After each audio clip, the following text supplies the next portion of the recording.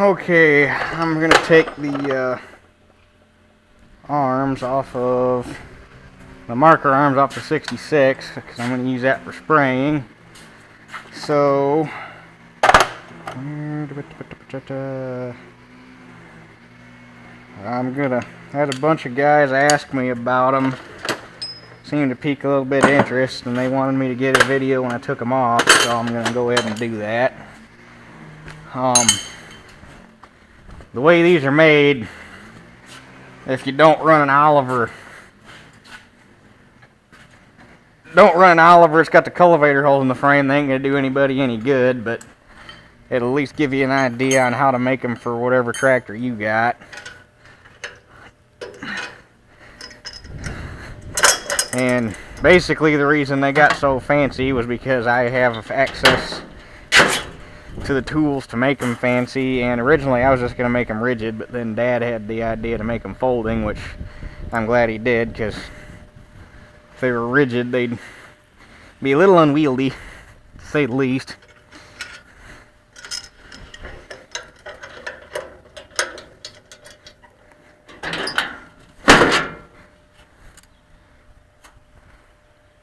So basically all it is a piece of box tube with holes drilled in it for the bolts for the cultivator tubes, and I went and milled the slide out the size of this pipe, welded some tabs underneath so that I got holes to pin it when they're folded up, and I got holes to pin it when they're folded out. And then all this is some I can't remember what size that pipe is. I think it's 1 1/8 seamless pipe. I'm pretty sure it's 1 inch ID. So I think it's 1 1/8 overall seamless structural pipe, or structural tubing, I guess is what they call it. And I welded some nuts on there, and the last few inches here will adjust. I think these adjustable parts are like 12 inches long, something like that. I can't remember how long I made them. So I can slide them in and out to fine tune my markers. And then just some chain to drag and run on my drill track. And the original design didn't have these hooks on there, and the first time I drove it down the road, the chains were slapping the side curtains, so I added them hooks on there to hang the chains on so they wouldn't flop around and slap the tractor. And the hardest thing about doing all this was keeping everything compact enough that it'd still slide through the cultivator hole. But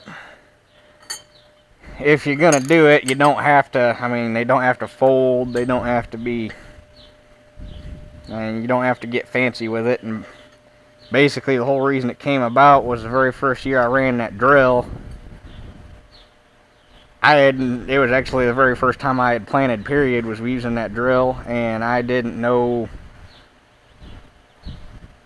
I should have just measured it and got it figured out, but I didn't, because at that point I was just having fun, because it was the first time I'd ever planted, so I was all giddy and wasn't thinking right anyway. But I ran the wheel on the drill in the previous wheel track, so right on top of each other.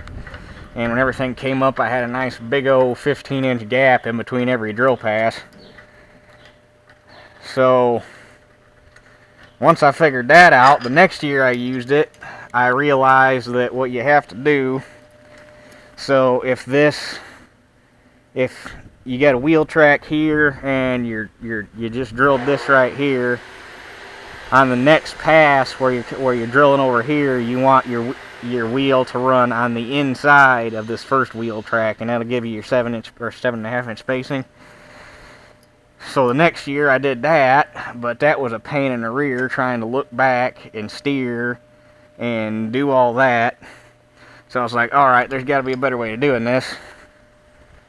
So then I got the idea when I was reading in the Oliver magazine a couple years ago. There was a picture of a guy in there running I can't remember if it was a 77 or 88, but he was drilling with a 64 drill, and he had the cultivator tubes in with chains dragging.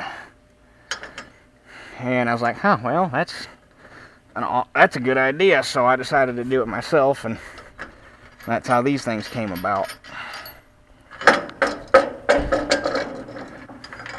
But like I say, if somebody else wants to build a set of these for their own tractor, it ain't got to be fancy. They ain't got to fold. All you got to do is have a place to bolt to the frame on the tractor, and know how you have to run your drill, because on an Oliver you got to overlap the tires, but I can't guarantee that that's the way every other drill is going to be. So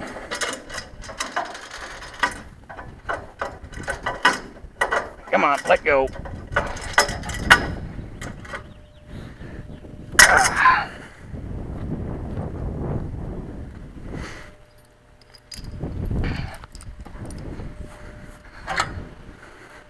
But that's really all it is right there, is just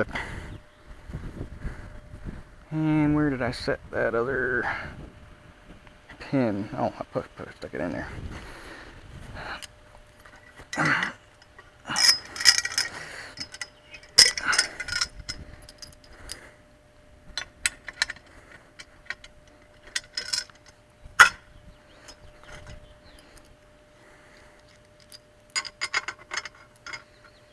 So, yeah, that's basically it for those. Pretty dang simple. Simple but effective. Gets the job done.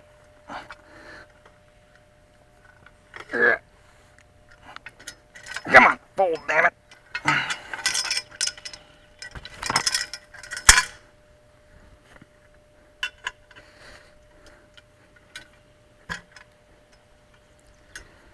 This side's always been just a skish tight. Come on, there we go.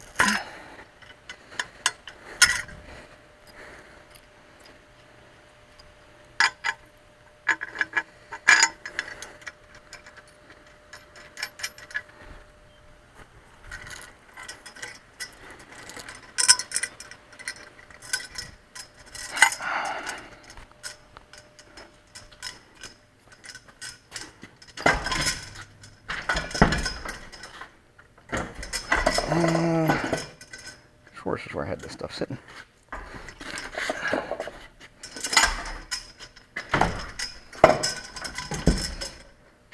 There we go.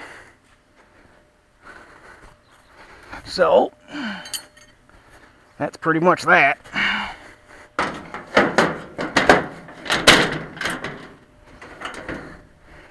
But, all ready to go spraying, so actually I might give it a bath first. It's a little muddy. It's just going to get dirty again, but it was dirty when I started planting because I'd used it this winter for cutting fence rows, so probably give it a bath before I go spraying. So, anyway, I guess that does this one. We'll catch you guys on the next one.